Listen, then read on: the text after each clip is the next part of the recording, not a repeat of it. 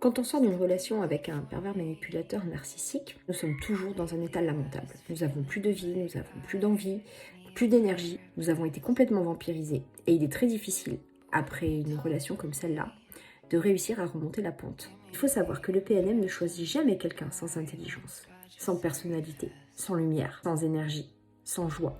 Il ne choisira jamais quelqu'un de vide. Jamais. Au contraire, plus nous sommes solaires, pleines de passion, plus nous sommes brillantes, plus nous devenons la proie idéale. Et c'est d'ailleurs pour toutes ces raisons-là que c'est très compliqué pour notre entourage de comprendre ce qui se passe. Je vous explique pourquoi maintenant.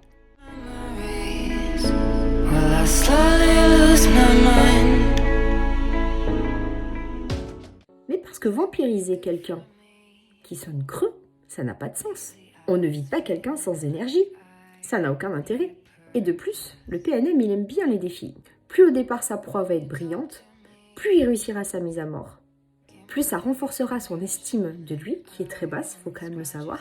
Ça renforcera son sentiment de toute puissance et de supériorité. Plus nous avons d'énergie, plus nous sommes brillantes, plus nous sommes dans l'abondance, plus nous sommes la proie idéale pour eux. Nous sommes une vraie mine d'or. Parce que oui, ne nous leurrons pas. À aucun moment, il ne s'agit d'amour. Il s'agit bien d'un prédateur qui choisit sa proie en pleine conscience pour la vampiriser, pour lui voler ses valeurs, pour lui voler son énergie et s'en gargariser. C'est un prédateur qui sait très bien mettre en place sa mécanique et sa toile d'araignée qui est bien ficelée.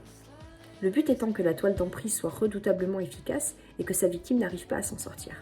Du coup, quand nous avons été prises dans les filets d'un pervers manipulateur narcissique et qu'on arrive enfin à s'en sortir, cette très forte personnalité que nous avions à la base fait partie de l'incompréhension totale de notre entourage.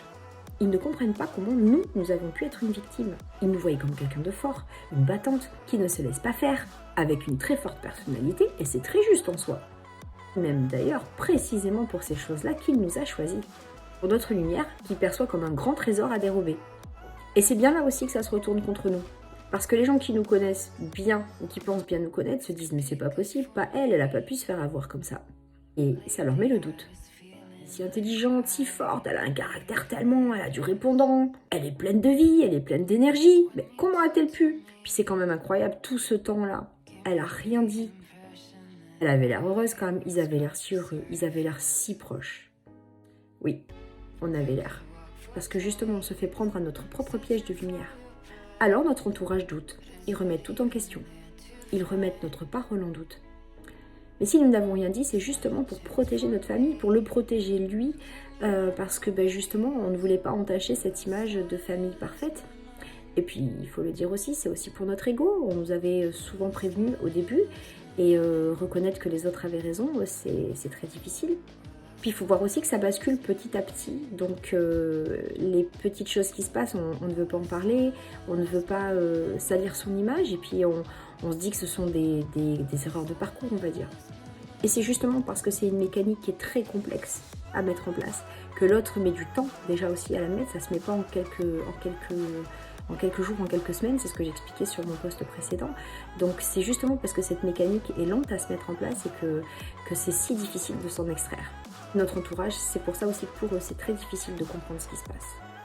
Et vous, avez-vous vécu cet état de votre entourage qui mettait en doute ce que vous aviez vécu? Avez-vous perçu une forme de méfiance, surtout face à votre personnalité qui était très forte? Du coup, ça semblait inconcevable pour eux que vous soyez tombé dans ce genre de filet-là. Venez m'en parler, soit du coup en dessous de ce post, ou sinon en message privé, ou sinon réservez votre demi-heure gratuite pour en parler de vive voix. Au revoir, à bientôt.